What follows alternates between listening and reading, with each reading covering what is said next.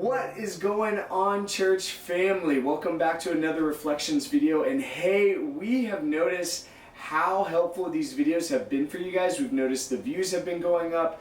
So we just want to let you know we're going to be more consistent at posting these videos week after week. So just expect another Reflections video each Wednesday, so next Wednesday morning, for you guys to chew on midweek. We want to be more diligent at providing and meeting the needs of our church body. Without further ado, I want to make sure, if you're watching this video, that you have already listened to, watched Pastor David Kwon's message from this past Sunday. He talked about 2 Chronicles 21 through 23. And let's dive in. I'm not going to read the whole passage. I'm going to highlight two things that really spoke out to me as I was learning and chewing on this message throughout the week. But before I even mention that, I want to highlight Pastor David Kwon's 3 questions that he would really desire you to chew on this week with your personal relationship with the Lord, you know, in your one-on-one time with Him, but also with your family. Remember, you can go through these questions with your family in the living room in a Bible study style, or you can do it with your home Bible study, right? Your connection to the community, and to really talk through and chew these questions. The first one is, where are your eyes today? If you surf, you'll relate to this, but when you go down the wave and you surf, where are you told to keep your focus? You're told to move your eyes, move your head in the direction that you want to go. And the same can go for us as individuals in life, and for us as a church body, right? Where our eyes are focused, that's where our time, our talent, our treasures are going to be focused as well. That's the direction that we're going to be moving into. Okay, so we really need to know where our eyes are focused, right? The second one is, what are some things that are out of our control? What are some things that you don't have control over, right? But we have a difficulty giving up to God. What are some things we hold super tight onto that we have a tough time letting go and laying at the feet of God? Okay?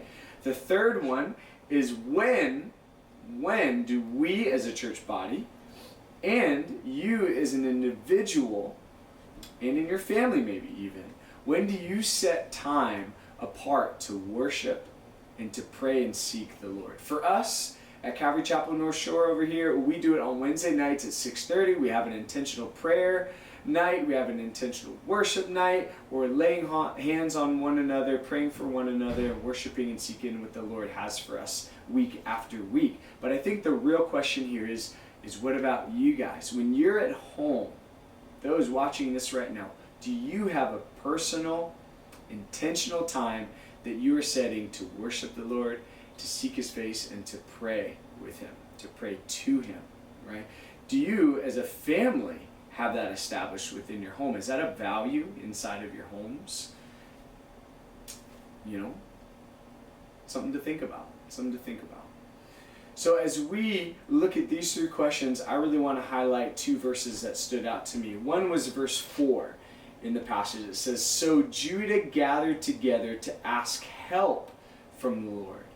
And from all the cities of Judah they came to seek the Lord." Now remember, this is a situation where the multitudes, their enemies, were coming against them. Hey, maybe you have enemies in your life now. Maybe your situation has become your worst enemy. I don't know what you're coming up against. I'm definitely praying for you in whatever situation you're going through right now.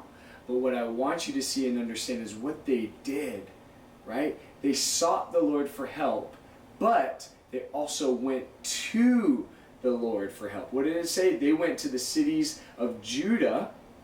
They came from the cities of Judah, and they came to seek the Lord. They came to seek the Lord. They came to Him. Oftentimes in our life, I think in our day and age, we expect the Lord to come to us, to fix our situation, to come when we need Him, to do exactly what we need Him to do. Because if He does it the way maybe He wants to do, then we might not like it as much. So the question here is, do we sincerely, humbly come before the Lord and seek Him by coming to Him and asking His will for our life, even if we don't necessarily agree with it? right? The second thing that I wanted to point out here was in verse 12. It says, "O our God, will you not judge them? For we have no power against this great multitude that is coming against us. We have nothing. We can't beat them. We don't stand a chance, Lord. Without you, we've got nothing. Nor do we know what to do. We don't even know where to start," is what they're saying here.